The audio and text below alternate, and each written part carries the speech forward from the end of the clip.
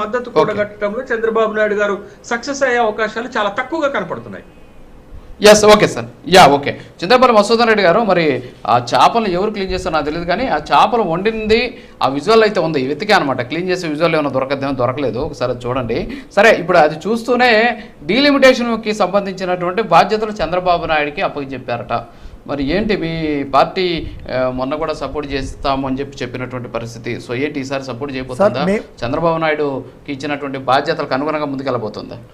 Sir, Chandrababu Naidu బాధ్యతలు తీసుకుంటున్నాడా లేకుంటే లోకేష్ గారు బాధ్యతలు తీసుకుంటారా మాకు అనవసరం సార్. రాష్ట్ర ప్రయోజనాలు మాత్రమే మాకు అవసరం. రాష్ట్ర ప్రయోజనాలు డీలిమిటేషన్ వల్ల, మహిళా బిల్లు వల్ల రాష్ట్రానికి దేశానికి మంచి జరుగుతుందంటే చంద్రబాబు నాయుడు గారు కదా. ఇంక ఎవరు వచ్చినా సరే మేము ముందుకు పోతాం, దానికి సపోర్ట్ చేస్తాం. ఇంకొకటి సార్, చంద్రబాబు నాయుడు గారికి అంత సెంటర్లో అంత బలం ఉండదని మీరు నమ్ముతున్నారు, అన్ని పత్రికలు అన్ని కూడా నమ్ముతున్నాయి. మంచిది, చంద్రబాబు నాయుడు గారు దీన్ని ముందు నమ్మాలి సార్. ఎస్, నమ్మాలి. ఎందుకంటే చంద్రబాబు నాయుడు గారికి చక్రం తిప్పేటువంటి, రణం తిప్పేటువంటి శక్తి ఇప్పుడు సెంటర్లో ఉంది, నమ్మాలి.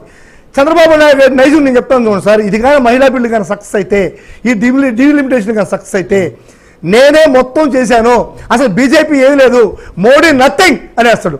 ఒక్కవేళ సక్సెస్ కాకుండా మోడీ జగన్మోహన్ రెడ్డి గారికి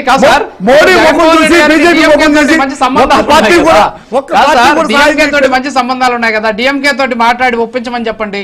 అదేదో ఆ క్రెడిట్ జగన్మోహన్ రెడ్డి గారు తీసుకుంటారు. అదే సార్, ఇప్పుడు మీకు రాష్ట్ర ప్రయోజనాలు, దేశ ప్రయోజనాలు ఇంపార్టెంట్ అన్నప్పుడు మీరు కూడా దాన్ని తీసుకోవచ్చు. జగన్మోహన్ రెడ్డి గారికి ఏ బాధ్యత ఇచ్చినా సరే రాష్ట్ర ప్రయోజనాల కోసం, ప్రజల ప్రయోజనాల కోసం, దేశ ప్రయోజనాల కోసం ముందుంటూ చేసేటువంటి మనస్తత్వం జగన్మోహన్ రెడ్డి గారిది. ఖచ్చితంగా చేస్తారు. మోడీ గారు అడిగితే ఖచ్చితంగా చేస్తారు, దాంట్లో నో డౌట్.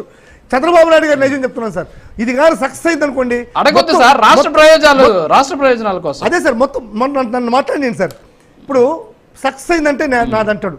సక్సెస్ కాకుండా ఒకవేళ ఇది కానీ ఫెయిల్ అయితే, కాకూడదు అయితే, మోడీ గారు బీజేపీకి అసలు వేరే పార్టీని అడిగితే తరివేస్తున్నారా, మోడీ వల్ల ఇది నాశనం అయిపోయింది అంటాడు.